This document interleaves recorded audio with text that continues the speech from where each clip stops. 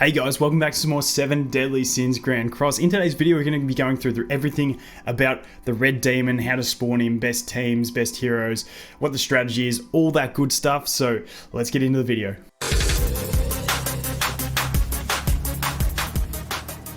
So I will have timestamps in the description on this one if you want to navigate around, but the things we're going to go through are stamps or emotes, which are really important in co-op play. So we'll go through quickly how to get them and how to use them.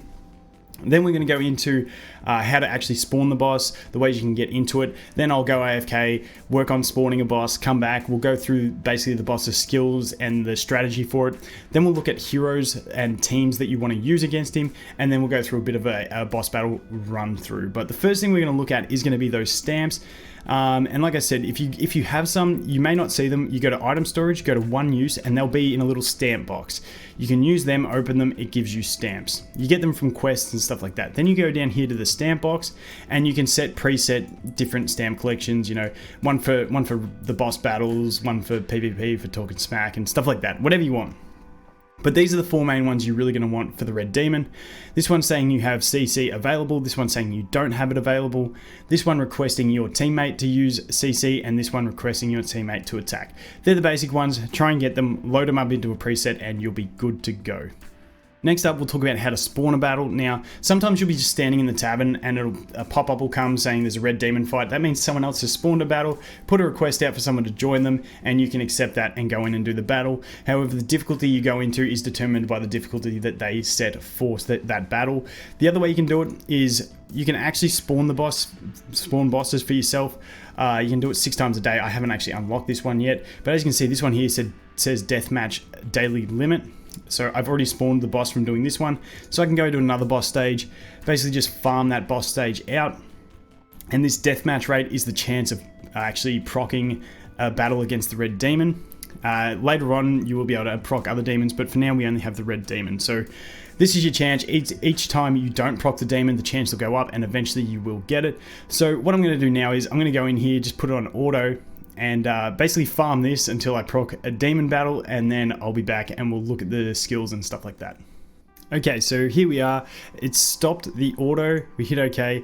It's actually procced the deathmatch. So you just hit OK again. There's 2 things you can do once you get out of this. So if you're not ready to start the battle yet, if you need to swap some gear or something like that, this comes up. You can hit cancel if you want, or you can just hit OK and get into it. It doesn't matter if you do hit cancel. You can just go back to the tavern. And like for me, for instance, what I want to do is go ahead and swap some gear over. So I want to get my Liz Hawk on the best set of gear. So I'll just go exchange gear, put that on it, swap, easy done. And then what you can do is you can just go back to the map and then you can actually start the battle from there. So if you have to go out and do stuff, you just jump back over here, the demon's standing there, and then you can battle him. You have an hour from when it spawns to be able to actually do the fight. So now we can go in here. You can repel with Hawk's mum, but you want to do the battle. So you go enter battle. And this is where you're going to choose your difficulty. Now, we're going to look a bit at the mechanics. Pretty much, if we look at the boss and we look at his skills, nothing at all actually matters. Where is it? Where's the skills? Here we go. You can go phase 1 and phase 2. Basically nothing matters except he has got a passive which increases damage taken from skills with charge. Each one's a little bit different, but basically nothing really matters too much except he gets a little bit less damage from ultimates and stuff like that. The reason nothing here matters, and we're not going to go through it, is because the boss can actually be CC'd, and that's all there is to the battle. Basically every turn you want to either freeze or petrify him or stun him, and then you're pretty good. He never gets a turn, you go through the whole battle and it's done. That's pretty much all there is. Now, I have done the extreme battle once. The difference with the extreme battle is in the normal and hard, he has 2 hearts, so you've basically got to kill him twice. In extreme, he's got a 3rd heart, you've got to kill him a 3rd time. It does take a fairly long time in extreme, and we'll talk about, well, that's pretty much all we have to talk about the battle. You can go in here, proceed to deathmatch, and then we'll talk about starting the battle, and then we'll go look at the teams, and then we'll come back and show you the actual battle. So if you want to get into the battle, you can use a friend's AI, or you can go here. It goes random people here, or you can choose your friends. You just hit invite all and wait for the first person to come in. If you're doing the extreme mode, you might want someone you know who you know you're going to be able to do it with. Besides that, if you need to change your team, you can change your team up here.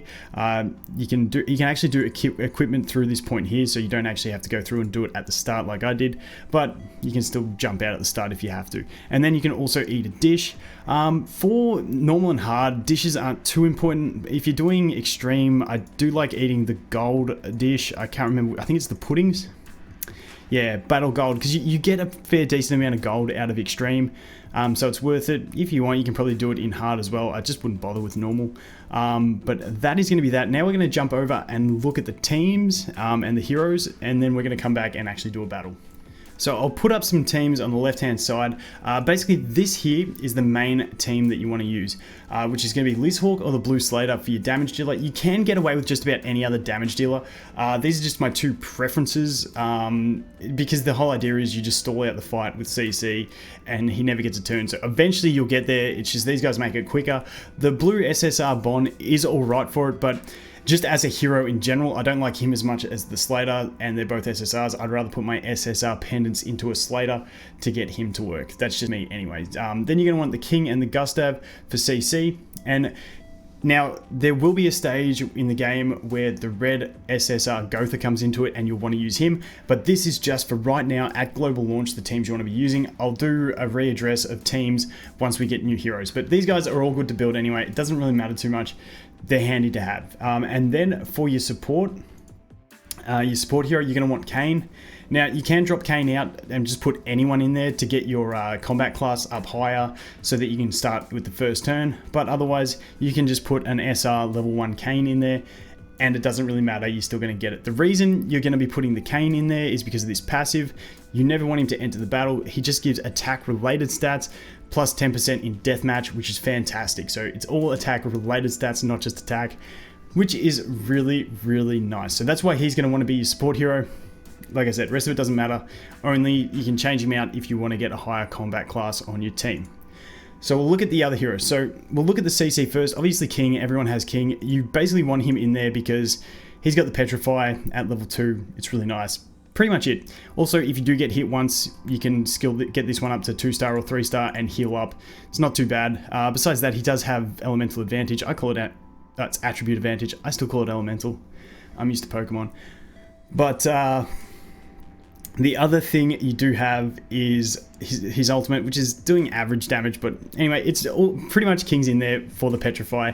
That's about it. Now, looking at Gustav as well, he is the same thing. He's got a level 1. He's actually better for this because his skill at level 1 is going to be a freeze, which is effectively the same thing. You freeze the enemy, you're all good. Now, the next thing I want to look at is the damage dealer. So you're going to want both of those guys on your team. If you're just going in with randoms, we'll talk about if you're going in with a set formation with a friend, what you can change your team up to. But the next thing I want to look at is the 2 damage dealers. These are my 2 top picks for damage. I'm actually building the Elizabethan Hawk. Now, I like the Lizhawk more because, well, we'll go through them both and then I'll talk about it quickly. So her first ability, it's basically just got a charge. It ignores defense, does really good damage. Pretty much it to it. Just increases the multiplier as you go up, and that's all there is. Next up, her other ability. This one you don't want to draw this one as much. It's not as good. It stops buff and debuff skills, but you never actually want to let the boss have a turn, so it doesn't really matter. It's just lower damage because it doesn't ignore defense. And then we have her ultimate, which is a really nice single target ability, and because she is an SR hero, you're going to be more likely to pull dupes of her and actually increase this damage, which is nice. The thing that really makes her amazing for this is going to be this passive, which increases the basic stats by 10% at the start of the next turn if she doesn't take damage. Now, the reason this is so good, it doesn't have a capping limit. If she does take damage, it resets, which sucks, so you really don't want the boss to have a turn, but if you never get hit, it just infinitely stacks. And now this is amazing on the extreme boss because it's a longer fight and takes a long time. Your damage is going to get insane, and it just makes you clear the stage a lot quicker. Now we'll look at the Slater and then talk about the differences. So the blue Slater is going to be, I haven't actually pulled him yet, so he's down here.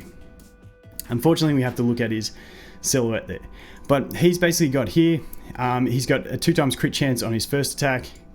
His second attack, just kind of like Lizhawk, just damage. It does have a debuff with dance skills, but once again, you're not going to let the boss attack, so it doesn't matter. And then his ultimate is a single target attack, but it's going to be harder to get the damage multipliers on it because it's going to be harder to pull copies of him. So that's why I like the Lizhawk again a little bit more. But this guy, really nice in all content.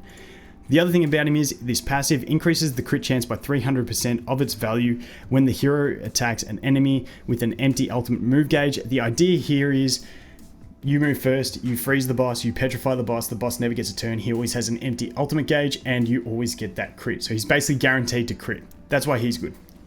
Now I want to talk a little bit about why I like the Lizhawk over the Slater, and then we'll talk about a secondary team you can use when you're going into it with a friend. So the reason I like the Lizhawk is because if you look at extreme battles early on, so for instance with me, with my team, if I go to my team composition, if I go to set team and I go to deathmatch, you can see this team composition for me only has 79,500.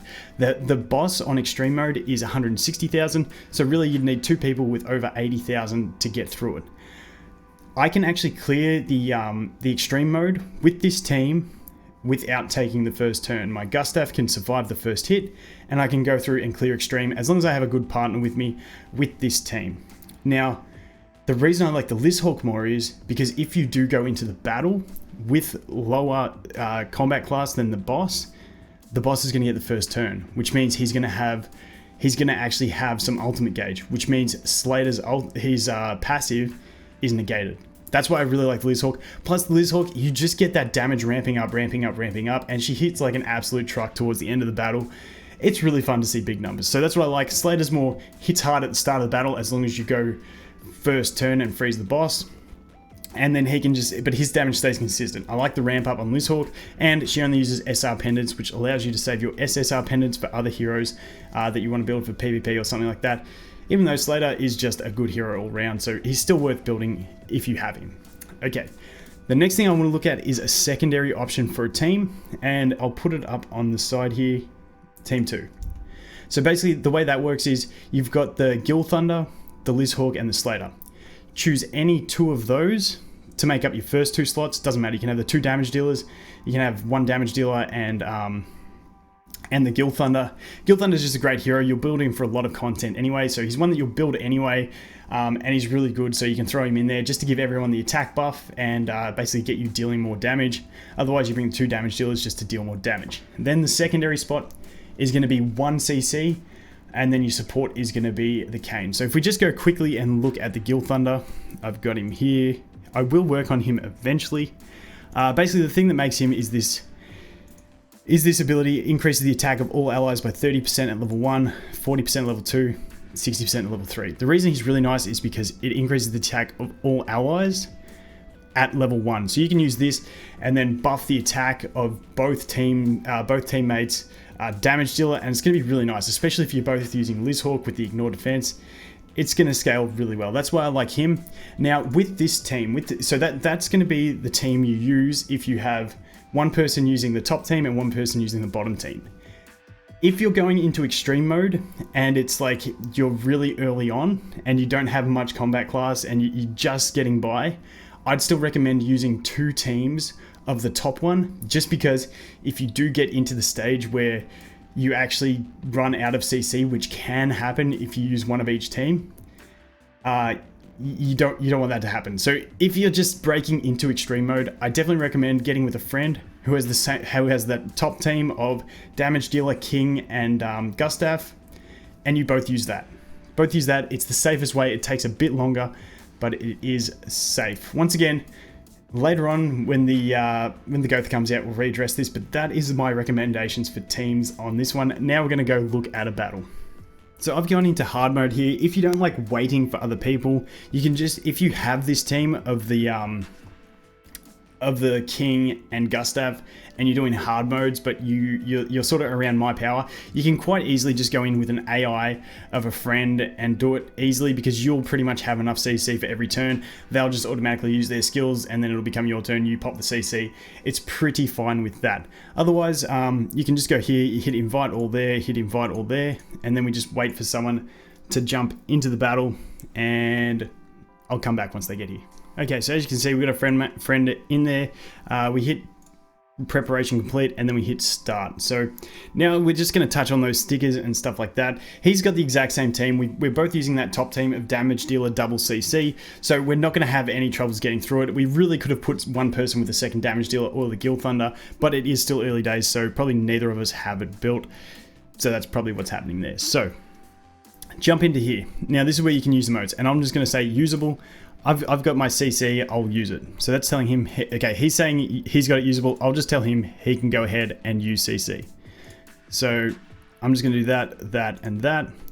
And then he's gonna pop his CC at the end. Now with this attack order, there's no specific order. He doesn't have to do his abilities first. I don't have to do mine. You can mix them up.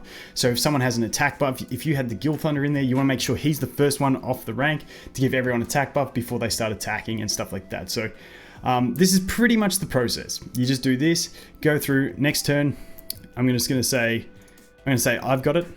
Hopefully he lets me just use it. Okay, he's got it. Some people are just persistent that want to use it, and I go, okay, you use it, and then I'm just gonna go ahead and use this, this, and this, and then once again, he's gonna pop his CC. It's all good. So just make sure you use those emotes to communicate, especially when you're going with randoms, just to make sure you do it. And as you can see, this Lizhawk doing some really nice damage with that ignore defense at level 2, and it just keeps scaling up for every turn that she doesn't take damage. It's actually really fun. I like seeing high numbers, and I'm really enjoying this Lizhawk. So next up, I'm gonna say he wants to use it again. Okay, I'll just keep letting him do it, and he can feel like the man. What I'm actually going to do is, just because we've got so much CC, I'm just going to spam some of my CC out because it's all I got. Just to make up extra slots to get more attack cards with. Because when you've got this much CC in a team, and especially when you're in hard mode, it doesn't really matter all that much. I might just record an extreme mode battle where I start with lower CC than the boss, and basically just show you guys how it works. But it's exactly the same thing. The only thing is he takes the first turn, so Slater isn't as good. And yeah, that's pretty much all there is to it. So now we're going to get this boss low. At this stage, I'm just going to say request attack because we don't actually need to CC the boss. So all I'm going to do is, okay, he used his ult. That is a situation I wouldn't use the ultimate. I would have saved it for the next battle because that ult on the green Meliodas is actually a stun. So he could have quite safely done that. So all I'm going to do here is I'm going to move that. I'm going to get these two out of the way to increase my ult gauge, and we're pretty good. So this ability, if you see someone with the green Meliodas, just know that it does have a stun, so you don't actually have to put another CC at the end if he stuns, because damage doesn't break it. So some people, a lot of people are still using the green Meliodas in this. Eventually no one will be using it because he's not really good for it, but it is what it is. So the boss goes down, and then he comes back up, and he's full health again, and we just rinse and repeat. So here, he's going to want to use, I'm just going to wait to see what he says, because he always says he has CC. So he's going to have it usable. I'm going to go through and just throw out some damage, and we're pretty good. And like I said, we could have easily gone one of us with double damage dealer. I could have put my Deanne in there even, and we would have been pretty fine. But if you're on extreme mode, I just prefer to play it safe. And there you go. That level 1 ability of Lizhawk is doing 25k, which is super nice. Then we go in there, that one's doing 13, and the damage is just ramping up. So let's see, I really want to use a CC. Okay, so he says he doesn't have it available, I do, so now we're all good. He's going to do his 3 abilities. I'm then going to go ahead and do that, that, and that, and finish off with the CC, and we're good. So the other thing is, please take, when you go into raid battles, please put the setting, go to settings, and go to like skip auto animations, because if one person has the ultimate animations on, if they have ultimate animations on, it's going to play through it, and it's tedious watching ultimate animations in this raid if you really don't want to. So be a team player and go out and do that for everyone.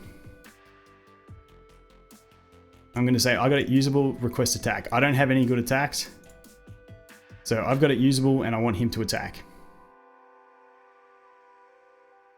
Yep, good. He's on board, he's not using his. So I'm going to go ahead, do that. And then to get some extra ult gauge, I'm just going to move that there. Just because I don't have a Lizhawk attack, and it does sort of slow down if you don't get attacks from your damage dealer, but it's all peachy. We go into this. This Gustav does 0 damage. 2,300 for an ultimate. Nice, but he is really only in there for the CC. There is a Merlin that will come into the game later that has the exact same abilities, so you can end up using her.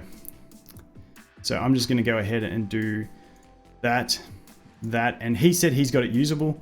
So I'm just going to go ahead and pop my heal because we really don't need it, just to spare up another slot to hopefully get a Lizhawk ability. But let's see the damage of this Lizhawk attack. There you go, level 1 doing 31k. It's nice. It is nice. And then we'll just let him do that. And we get this done. And then this turn, as long as I get a Lizhawk attack, we should be pretty much right not even to have to use CC. So I've got her ultimate, so I'm just going to go like this. I'm just going to put out as much damage as I can. So we're going to do that. We're going to do that. And then I'm just going to put this out there anyway, even though he's got the CC. Just to get the damage, and we should really finish it this time. And once again, he didn't have to use CC at the end because he did use that ultimate that stuns the boss, and you can't break that stun. So it's all happy days. Almost there. I wasn't actually going to go through this whole battle, but then I just started having fun. So sorry if you guys didn't want to watch it. If you didn't want to watch it, you probably clicked off the video by now, so it's no stress at all. And there you go, 55k with that ultimate, even though he takes less damage from ultimates. And heart destroyed. Now you're going to go ahead and get your rewards. And we'll take a look at the gold. Like I said, on hard mode, the gold isn't amazing. You get 12,000. You can up that and get an extra 12,000 if you use the food. Up to you. But there you go. Then you can get some cups, you can get some of those horns, and you can get some gold and stuff like that. You can also get some blue stones to upgrade gear and stuff like that. But it's also some pretty nice experience. So that is going to be it for the Red Demon, guys. Hope it made sense. Like I said, when new heroes come out, we will update this guide and we'll do it a bit quicker. This was just the first time doing it, so I wanted to go through all the basics. So thanks for watching, guys. Hope you have an awesome day, and I'll look forward to seeing the next one. Cheers.